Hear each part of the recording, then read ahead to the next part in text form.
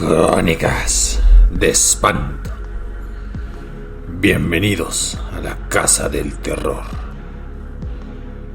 Comenzamos.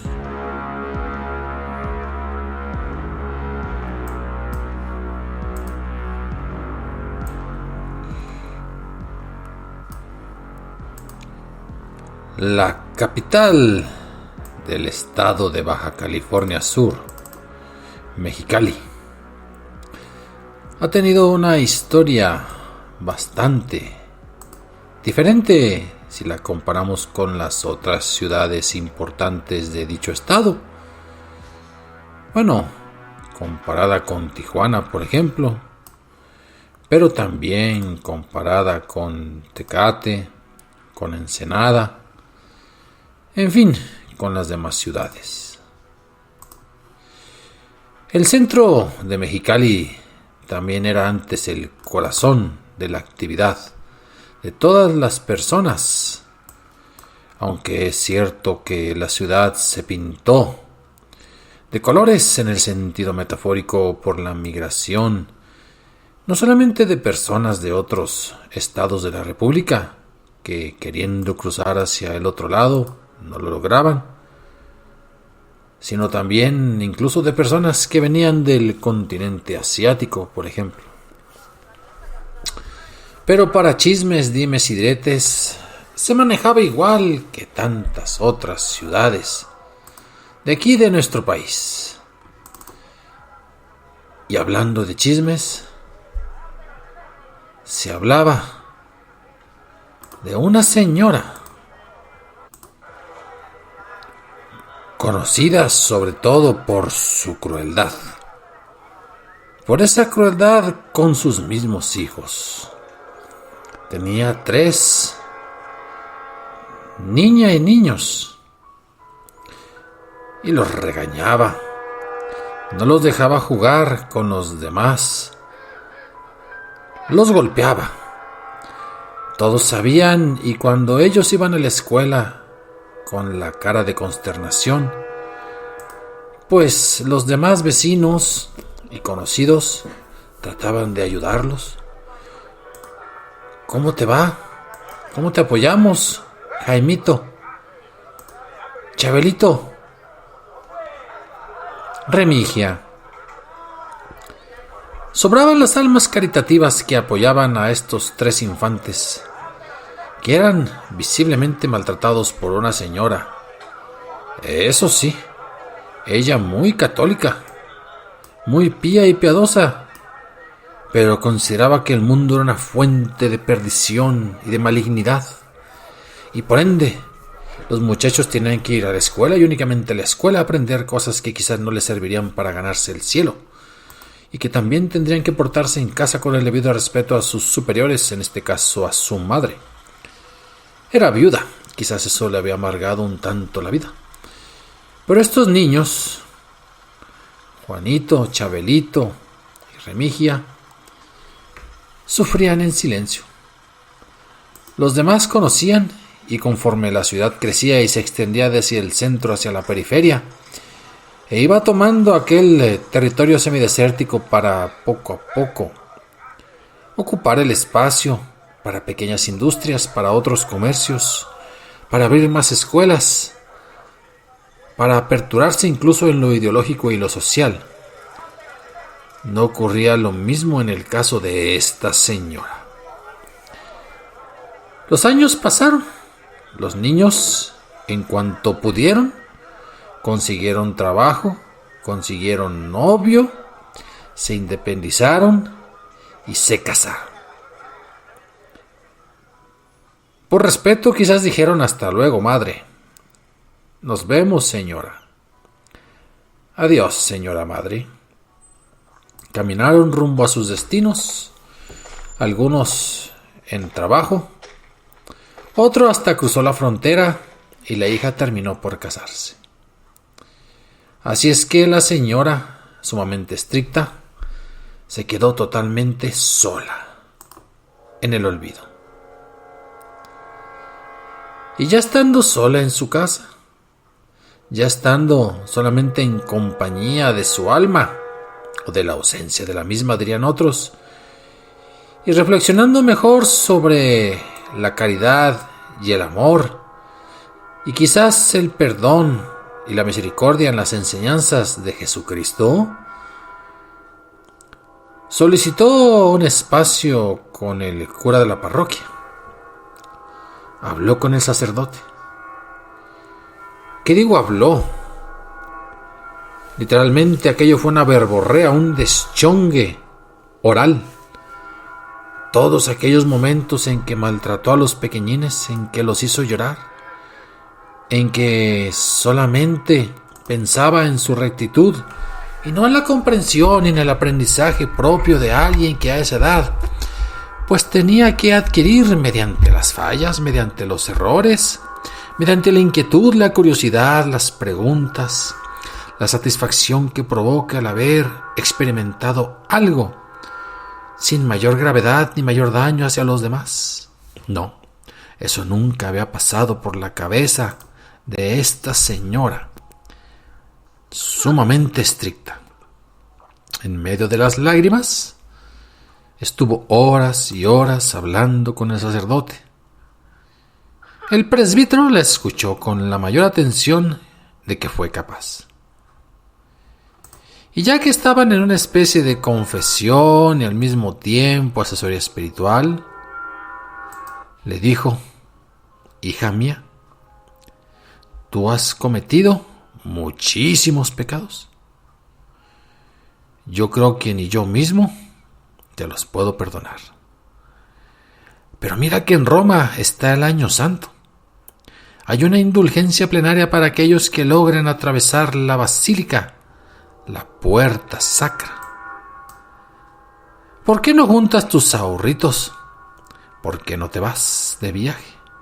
¿Por qué no peregrinas hacia el mismo lugar, hacia la misma columna vaticana donde San Pedro arrepentido fue crucificado de cabeza, a ver si nuestro Salvador te logra perdonar? Ándale, obtén el perdón divino. Ay, padre, mire usted mis recursos, así le contestó aquella señora. Si casi ni he viajado, para no someter a mis hijos a las tentaciones. Y estos trabajos de limpieza y de costura y de remiendos que hago, pues apenas me dan como para vivir. Muy bien. Pero puedes hacer una cosa y la otra. Ya no te mantienes más que a ti. Sigue trabajando. Ve juntando un poco de dinero. Pero algo de vergüenza sería bueno, y todo mundo te conoce como la que torturaba a los niños. Pide limosna. Que esa humildad de pedir lo que no se tiene te sirva también de arrepentimiento, y también puedes costear el viaje. Muy bien, padre. Creo que eso lo puedo hacer. No tan sencillo, hija mía. Tantos pecados que has cometido, tanto mal, tanto oprobio, requiere una penitencia proporcional y acorde. No vas a poder aceptar nada mayor que 5 centavos de limosna. Si algo te dan superior a esa cantidad, un 20 de cobre, por ejemplo, un peso de esos que andan por ahí, apetecibles, debes de rechazarlo, incluso enojarte con la persona. Poco a poco se van a acostumbrar a que tú solamente aceptas monedas de 5 centavos. Extrañada por tal solicitud, pero al mismo tiempo consciente de que requería una penitencia fuerte para los pecados que había cometido con sus mismos hijos, aquella mujer salió caminando con cierta paz en su alma y en su mente. Y ahí en el mismo templo, en las tardes, después de haber trabajado algo en la mañana, se sentaba en las puertas para pedir limosna. Los vecinos que caminaban se extrañaron. ¿No es esta la señora que maltrataba a sus hijos? Sí. ¿Por qué pide limosna? Dicen que para pedirle perdón al mismísimo Papa. Pues podrá pedirle al Papa, al Camote o al Chayote. Yo no le voy a dar nada, no se merece ningún 5, ningún 20, ningún peso. Así reaccionaban algunos. Otros veían con simpatía que aquella mujer se arrepintiera y le empezaban a arrojar monedas de 5 céntimos, 5 centavitos. Y así, entre moneda y moneda, le empezaron a decir la señora del 5. De repente se le veía en las tardes llorando, haciendo algo de costura, algo de remiendo, mientras ponía ahí la vasija y le caían las moneditas. Juntó el dinero. Poco a poco juntó una cantidad que casi se acerca a lo que necesitaba para el viaje en avión, que ya para ser mediados del siglo pasado, pues ya se podía viajar en avión hasta Roma. Y claro, también desde Mexicali hasta la Ciudad de México. O bien si quería viajar desde la Unión Americana. Parece ser que en su categoría de residente en Mexicali en aquel momento no había tantas dificultades para cruzar allende la frontera mexicana. Pero es ocioso contarles estas circunstancias porque casi al completar la cantidad tuvo una enfermedad muy grave. La llevaron pues a la clínica del Seguro Social existente en ese momento en Mexicali. La señora del 5 está enferma. ¿Cómo?